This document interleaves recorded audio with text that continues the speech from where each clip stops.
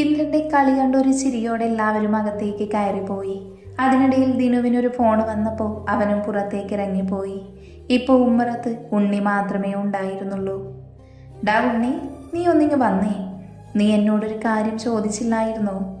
ഇന്ദ്രൻ അവൻ്റെ ഷർട്ടിൻ്റെ പോക്കറ്റിൽ കൈയിട്ടുകൊണ്ട് ചോദിച്ചു. ഞാനോ? എന്ത് എന്ന് ചോദിച്ചുകൊണ്ട് അവൻ മുറ്റത്തേക്ക് ഇറങ്ങി. ഇന്ദ്രൻ്റെ വണ്ടിക്കരികിലേക്ക് വന്നതും ഉണ്ണിയെ നോക്കി ജാനി മുഖം കൂർപ്പിച്ചു. അതിനവനൊന്ന് ഇളിച്ച് കാണിച്ചു. എന്താ കണ്ണേട്ടാ? ആ അതോ എന്ന് പറയലും ഉണ്ണിയുടെ ചെവിക്കല്ല് പിഴിക്കലും ഒരുമിച്ചായിരുന്നു. ഇനി ചിരിക്കടാ, ഞാൻ കേൾക്കട്ടെ, ചിരിക്ക്. ആ അമ്മേ, എൻ്റെ ചെവി വിട്. അയ്യോ, എന്താ ഇത് ദേവേട്ടാ? അവൻ്റെ ചെവിയിൽ നിന്നും കൈയെടുത്തേ. ജാനു വേഗം തന്നെ ഇന്ദ്രൻ്റെ കയ്യിൽ നിന്നും ഉണ്ണിയെ രക്ഷിച്ചു. എന്തൊരു പിടിയ മനുഷ്യ നിങ്ങൾ പിടിച്ചത്! എൻ്റെ ചെവി ഇപ്പോൾ പറഞ്ഞു പോയനെ. ഉണ്ണി ജാനിക്ക് പിറകിൽ നിന്നുകൊണ്ട് ചുണ്ട് കൂർപ്പിച്ചുകൊണ്ട് പറഞ്ഞു. നന്നായി, പോട്ടെ, സാരമില്ല എന്ന് പറഞ്ഞ് അവനെ പിടിച്ച് മുന്നിലേക്ക് നിർത്തി. എന്നിട്ട് ചെവി മെല്ലെ തഴുകി. നല്ലോണം വേദനിച്ചോടാ. ഇപ്പൊ ഇന്ദ്രനെ കണ്ട അവൻ്റെ ചെവിക്കാണ് കിഴുക്ക് കിട്ടിയതെന്ന് തോന്നും. ചെക്കൻ്റെ ചെവി പിടിച്ച് തിരിച്ചതും പോരാ, ചോദിക്കുന്നത് കേട്ടില്ലേ? ജാന പെരുപെരുത്തോണ്ട് ഉണ്ണിയുടെ ചെവിയിൽ തഴുകിക്കൊടുത്തു. അത് കണ്ട ഇന്ദ്രൻ അവളെ കൂർപ്പിച്ചു നോക്കി. അവളും അവനെ കൂർപ്പിച്ചു നോക്കി. ഉണ്ണിയുടെ ചെവി ഒഴിഞ്ഞു കൊടുത്തു. അയ്യേ, ഞാൻ ചുമ്മാ പറഞ്ഞതല്ലേ, എനിക്ക് വേദനയൊന്നുമില്ല. ഉണ്ണി വേഗം ഇന്ദ്രൻ്റെ നെഞ്ചിലേക്ക് ചാഞ്ഞുകൊണ്ട് പറഞ്ഞു. അത് കണ്ട് ജാനിയിൽ ഒരു ചെറുചിരി വിരിഞ്ഞു. ഇന്ദ്രൻ്റെ മുഖം കണ്ട് ഉണ്ണിക്ക് ശരിക്കും സങ്കടമായിരുന്നു. ഉണ്ണിക്ക് ശരിക്കും ഇന്ദ്രൻ അച്ഛൻ തന്നെയായിരുന്നു. അങ്ങനെയാണ് ഇന്ദ്രൻ അവനെ നോക്കിയതും. ശരി, എന്നാ ഏട്ടൻ്റെ കുട്ടി പോകാൻ നോക്ക്. ഇന്ന് ഞാൻ വൈകിട്ട് നേരത്തെ വരാം. നമുക്കെല്ലാവർക്കും കൂടെ ബീച്ചിലേക്ക് പോവാം. അമ്മൂനോടും ദിനുവിനോടും കൂടെ പറഞ്ഞേക്ക്. ആണോ? ശരിക്കും? ആടാ, സത്യം, നീ ചെല്ല്. എന്നാ ഞാൻ പോട്ടെ. ഉണ്ണിയെ നോക്കി അത്രയും പറഞ്ഞ ജാനിയെ നോക്കാതെ ഇന്ദ്രൻ വണ്ടി സ്റ്റാർട്ട് ചെയ്തു പോയി. അതൊരു ചെറുചിരിയോടെ നോക്കി നിന്നു ജാനി. അവൾക്കറിയാം അത് എന്തിനുള്ള പിണക്കമാണെന്ന്. ഇന്ദ്രൻ സൈഡ് ഗ്ലാസ്സിൽ കൂടെ നോക്കിയപ്പോൾ കണ്ടു തന്നെ നോക്കി പുഞ്ചിരിയോടെ നിൽക്കുന്ന ജാനിയെ. അത് കണ്ട് അവനിലും വിരിഞ്ഞു ഒരു പുഞ്ചിരി. അമ്മയും ഉമ്മയും ഉച്ച മയക്കത്തിലാണ്. ദിനവും ഉണ്ണിയും ഇന്ന് കോളേജിൽ സ്ട്രൈക്ക് ആയതുകൊണ്ട് തന്നെ പുഴക്കരയിലെ ആ ഏറുമാളത്തിലേക്ക് പോയിട്ടുണ്ട് ലുഡോ കളിക്കാൻ. ജാനിയും അമ്മും കുളപ്പടവിലിരിക്കുവാണ്. രണ്ടുപേരും തൻ്റെ പാതയെ ഓർത്തുകൊണ്ടാണ് ഇരിക്കുന്നത്. രണ്ടും വ്യത്യസ്തമായ ചിന്തയാണെന്നേ ഉള്ളൂ. ജാനിയുടെ ചുണ്ടിലും കണ്ണിലും ഒരു ചെറു പുഞ്ചിരി ഉണ്ടെങ്കിൽ അമ്മുവിൽ ഒരു തരം നിസ്സംഗത നിറഞ്ഞു നിന്നു. അമ്മു, ഞാൻ നിന്നോടൊരു കാര്യം ചോദിച്ചോട്ടെ? ജാനീന്ദ്രൻ്റെ ഓർമ്മകളിൽ നിന്നും ഉണർന്നുകൊണ്ട് അമ്മുവിനോടായി ചോദിച്ചു. പക്ഷെ അമ്മു ഇവിടെയൊന്നുമല്ല, ഏതോ മായിക ലോകത്തെന്ന പോലെ ഇരിപ്പാണ്. അമ്മുവിൽ നിന്നും മറുപടിയൊന്നും കിട്ടാഞ്ഞിട്ട് ജാനി തലചരിച്ച് അമ്മുവിനെ നോക്കി. അവളുടെ മുഖത്തെ സങ്കടം കണ്ടിട്ട് ജാനിയുടെ ഉള്ളിൽ നിന്നും ഏതോ ഒരു കൊളുത്തിവലി, വല്ലാത്തൊരു സങ്കടം അവളിലും വന്ന് നിറഞ്ഞു. അമ്മു, ജാനി അവളെ പതിയെ തട്ടി വിളിച്ചു. ഒരു സ്വപ്ന ലോകത്ത് നിന്ന പോലെ അമ്മു ഞെട്ടി ജാനിയെ നോക്കി. അപ്പോഴാണ് അമ്മു ജാനിയെ ശ്രദ്ധിച്ചത്. കണ്ണിൽ വെള്ളം നിറച്ചുകൊണ്ട് തന്നെ നോക്കി നിൽക്കുവാണവൾ. എന്താടാ, എന്തെങ്ങനെ നോക്കുന്നത്? അമ്മു ആവലാതിയോടെ ജാനിയുടെ കവിളിൽ കൈവച്ചുകൊണ്ട് ചോദിച്ചു. ദേവേട്ടൻ വിവാഹം കഴിക്കേണ്ടിയിരുന്നില്ല എന്ന് തോന്നുന്നുണ്ടോ നിനക്ക്?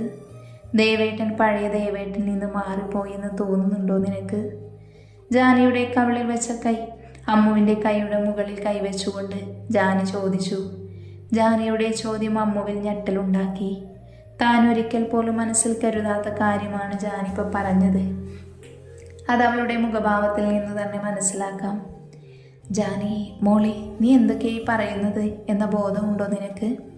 നോക്ക് മോളെ, ഇന്ന് ഈ വീട്ടിലുള്ള എല്ലാവരേക്കാളും കണ്ണേട്ടൻ്റെ ജീവിതത്തിൽ നീ വന്നതിൽ സന്തോഷിക്കുന്നുണ്ട് ഞാൻ മാത്രമല്ല, മായേച്ചിയും. കാരണം നിന്റെ പ്രണയം നമ്മൾ 8ാം ക്ലാസ് പഠിക്കുമ്പോഴേ ഞാൻ മനസ്സിലാക്കിയതാണ്. നീ പറഞ്ഞില്ലെങ്കിൽ കൂടെ അത് മായേച്ചിയോടാണ് ഞാൻ ആദ്യം പറഞ്ഞത്. അന്ന് മായേച്ചി നിന്റെ പ്രായത്തിൻ്റെ പ്രശ്നമാണെന്ന് പറഞ്ഞ് ഒഴിഞ്ഞു മാറിപ്പോവും. ഞാനത് ഉറപ്പിച്ചിരുന്നു, നിനക്ക് പ്രായത്തിൻ്റെ പ്രശ്നമല്ല എന്ന്.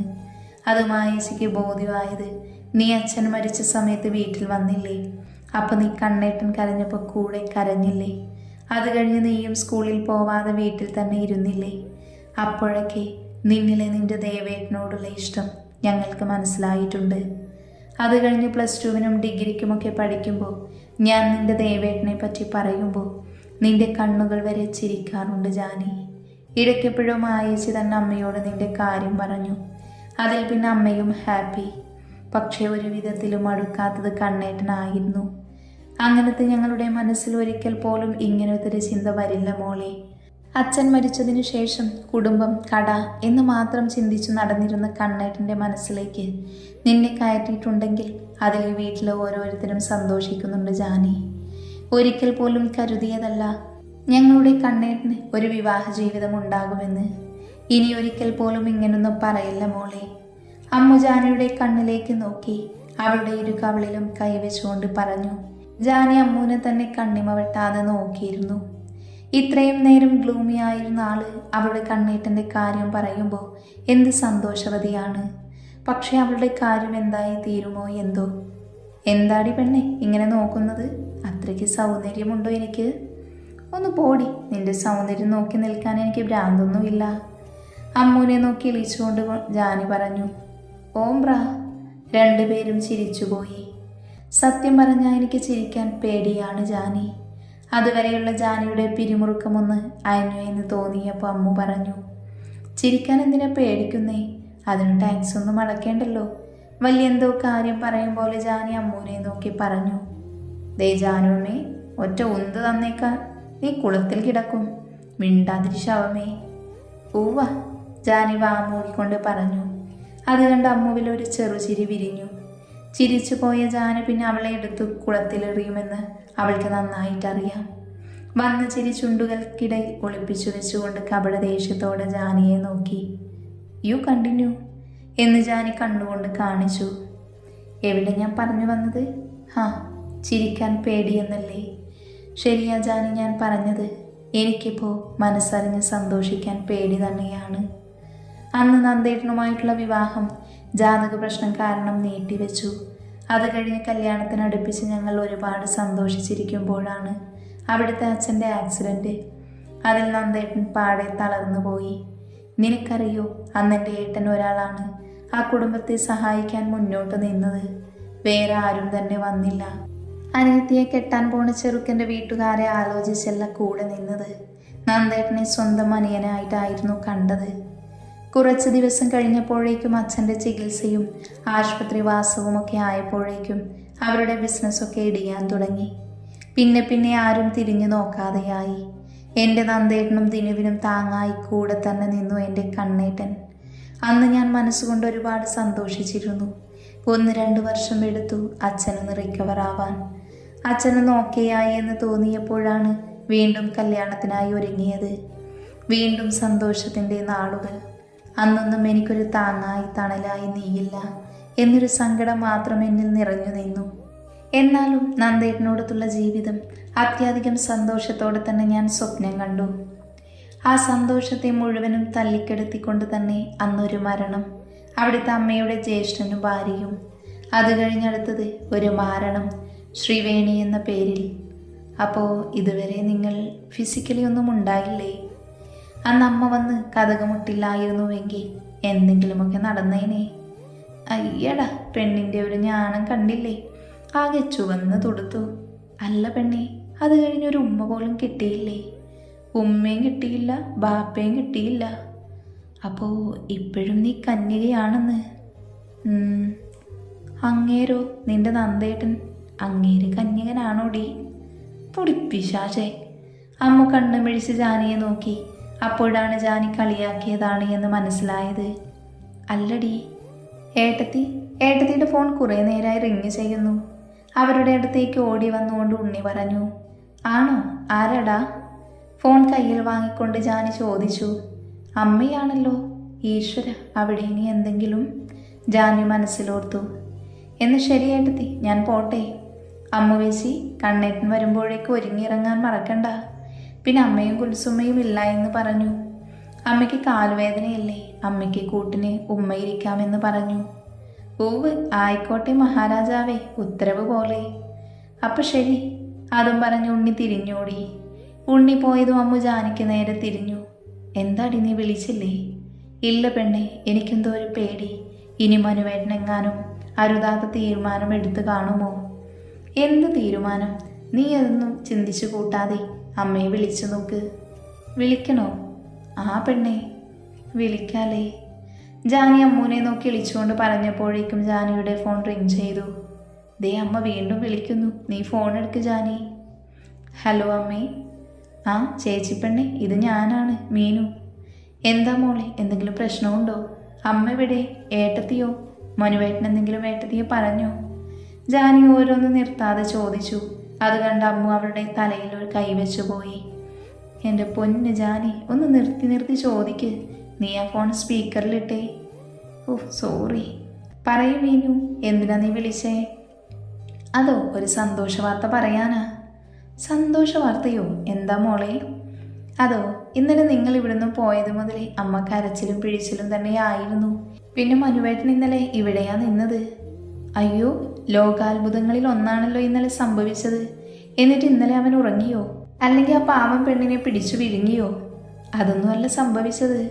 പിന്നെ എൻ്റെ പൊന്ന് ജാനി, ഇനി നീ മീനു പറഞ്ഞു കഴിയുമ്പോഴല്ലാതെ മിണ്ടിയെങ്കിൽ പിടിച്ചു കുളത്തിലിടും ഞാൻ, പറഞ്ഞില്ല എന്ന് വേണ്ട. അമ്മ പറയുന്നത് കേട്ട് മീനു ഭയങ്കര ചിരി. പോടി, നിങ്ങളല്ലേലും ഒറ്റക്കെട്ടാ, ഞാൻ മാത്രം പുറത്ത്. അല്ലേലും ഇതിപ്പോൾ കേൾക്കാൻ എൻ്റെ ആവശ്യമായി പോയി, അല്ലെങ്കിൽ ഞാൻ എൻ്റെ പാടും നോക്കി പോയേനെ. അമ്മുവും മീനുവും ജാനിയെ കളിയാക്കി. എന്നിട്ട് നീ ബാക്കി പറയും മീനമ്മേ. എന്നിട്ട് മനുവേട്ടൻ ഏട്ടൻ്റെ റൂമിൽ പോയി കിടന്നപ്പോൾ ഏട്ടത്തി എൻ്റെയും കാത്തുവിൻ്റെയും ഒപ്പമാണ് കിടന്നത്. എന്നിട്ട് കുറച്ച് സമയമായിട്ടും ഏട്ടത്തിക്ക് ഉറക്കം വരാത്തതുപോലെ തിരിഞ്ഞും മറിഞ്ഞും കിടന്നു. ഇടയ്ക്കിടയ്ക്ക് എഴുന്നേറ്റ് വെള്ളമെടുത്ത് കുടിച്ചൊക്കെയായി ഒരു 12:30 വരെ സമയം തള്ളി നീക്കി. പിന്നെ എഴുന്നേറ്റ് ഞങ്ങൾ പുതച്ചു തന്നിട്ട് പുറത്തേക്ക് പോകുന്നത് കണ്ടു. ഏട്ടത്തി പോയി എന്ന് കണ്ടപ്പോൾ ഞാൻ ആദ്യം എഴുന്നേറ്റു. അതിൻ്റെ ബാക്കിൽ തന്നെ കാത്തുവും എണീറ്റു. ഞങ്ങൾ പതിയെ ഏട്ടത്തിയുടെ പിറകെ പോയി. ഏട്ടത്തി നേരെ ബാൽക്കണിയിലേക്ക് പോകാൻ നിന്നപ്പോഴാണ് അവിടെ തന്നെ നിന്നുകൊണ്ട് ഏട്ടൻ്റെ റൂമിലേക്ക് എത്തി നോക്കിയത്. അവിടെ നിന്നുകൊണ്ട് തന്നെ ഏട്ടത്തി ഞെട്ടുന്നതും അത് കഴിഞ്ഞ് ആ റൂമിലേക്ക് വേഗം കയറി പോകുന്നതും കണ്ടു. എന്തിനു കയറിപ്പോയി? അവിടെ ഞെട്ടാൻ മാത്രം എന്താ ഉണ്ടായത്? അറിയില്ല. ഞാൻ ഏതായാലും പോയി അമ്മയെയും അച്ഛനെയും വിളിച്ചുകൊണ്ട് വന്നു. അമ്മയും അച്ഛനും പോയി കതക് പതിയെ തുറന്നു നോക്കിയപ്പോൾ അവിടെ ഏട്ടൻ്റെ കുമ്പസാരമായിരുന്നു. അത് കണ്ടമ്മയ്ക്ക് കലിയിളകി റൂമിലേക്ക് പോവാൻ നിന്നപ്പോൾ അച്ഛനമ്മയെ പിടിച്ചെൻ്റെ റൂമിലേക്ക് കൊണ്ടുവന്നു.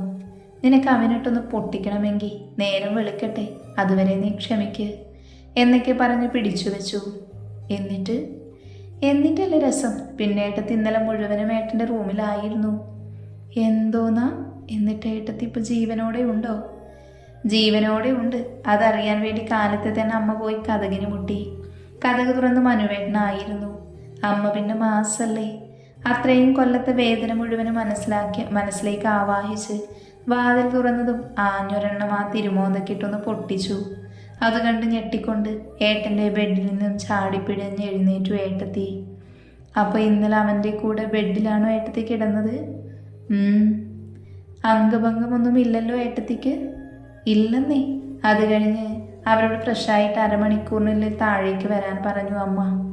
ഏട്ടത്തിയോട് എൻ്റെ റൂമിൽ നിന്നും ഫ്രഷാവാനും പറഞ്ഞു വിട്ടു. എന്നിട്ട് അത് കഴിഞ്ഞ് ഹാളിൽ കൂടിയത് മുതൽ അവസാനത്തെ ഫ്രഞ്ച് വിപ്ലവം വരെ മീനു അവരോട് പറഞ്ഞു. അയ്യേ, അച്ഛൻ്റെയും അമ്മയുടെയും മുന്നിൽ വെച്ചോ? ആന്ന്, എനിക്ക് കുറവായി പോയി. എന്നിട്ട് അവസാനം എന്തായി? അയ്യോ, കാര്യമായിട്ട് അത് പറയാനാണ് വിളിച്ചത്. എന്ത്? അമ്മുവും ജാനിയും മുഖത്തോട് മുഖം നോക്കി.